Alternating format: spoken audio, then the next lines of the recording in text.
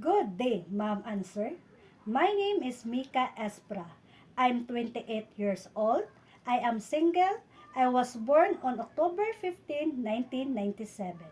I am high school graduate.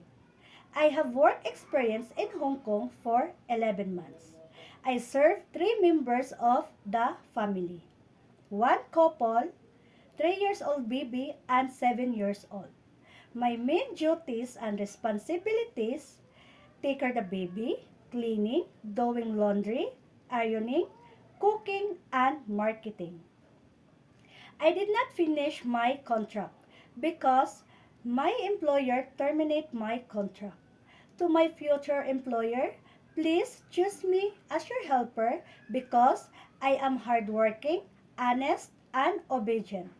I will promise I will be prioritize my job, and I will promise I will finish my year's contract or more.